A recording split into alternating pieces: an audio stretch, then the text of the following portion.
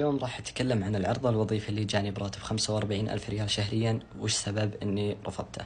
طيب، كتعامل مع الجهة هذه أو الشركة هذه، أنا تعاملت معهم قبل 5 سنوات. تعاملي معهم، رسلت للموظف طلب إذن إني أفحص الموقع، أعطاني الإذن، فحصت الموقع.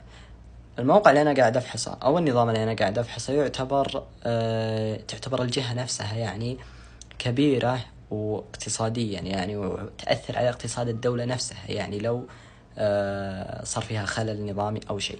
فأعطاني الإذن ووافقت، وبديت أبحث عن الثغرات.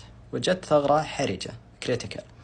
الثغرة تصنيفها 10/10، تقدر أنك تتحكم بالنظام كامل، تقدر أنك تسوي أشياء يعني داخل، فأشياء يعني كبيرة مرة، ما توقعت أني راح ألقى مثل الثغرة هذه موجودة في النظام.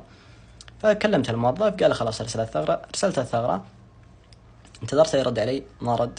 أول أسبوع، أول أسبوعين، أول شهر، لين وصلت 4 شهور. بعدها أرسلت له إيميل وما رد علي. فأدريت أن الموضوع خلاص هو نسبها له الموظف نفسه، وقال أنا اللي اكتشفتها، وهذه ثغرة عندكم، أو عشان ياخذ ترقية أو منصب أو غيره، لأن هذا التحليل الوحيد اللي جاب بالي. بعد الموضوع هذا بسنتين تقريبا، اللي هو العرض الوظيفي اللي جاني، اللي هو قبل 3 سنوات، اللي 45,000 ريال شهريا، قبل 3 سنوات العرض هذا. تواصل معي أحد من المجلس الإدارة، طبعا الشخص هذا معروف جدا. بعد ما تواصل معي قال لي شديد، عندنا لك عرض كذا كذا كذا كذا، التفاصيل. بعد ما أعطاني تفاصيل وكل شيء، أنا رفضت. السبب الأول أني رفضت أن الجهة اللي أنا قاعد أتكلم عنها، واللي هي مهمة جدا يعني معروفة، خارج السعودية، من دول الخليج، يعني ما هي موجودة بالسعودية. طبيعة وظيفتي ما هي موجودة بالسعودية، فعشان كذا رفضت العرض هذا. هذا كان السبب الرئيسي، في أسباب ثانية بس هذا السبب الرئيسي اللي خلاني أرفض العرض هذا.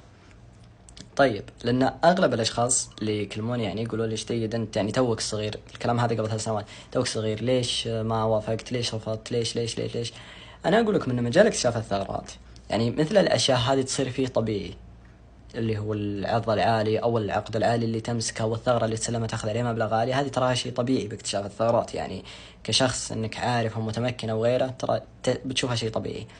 فنصيحتي لكم، اللي حاب المجال وحاب يبدأ فيه ووده أنه يتعلم أكثر، يقدر أنه يحصل عروض مثل كذا وأفضل. فأتمنى لكم التوفيق، وإن شاء الله أني وضحت بعض الأشياء، لأني ما أقدر أذكر اسم الجهة أو اسم الأشخاص، أو في أشياء خاصة ما أقدر أذكرها يعني خاصة بالعرض، بس إني قلت لكم العرض كيف جاني والسبب إني رفضته.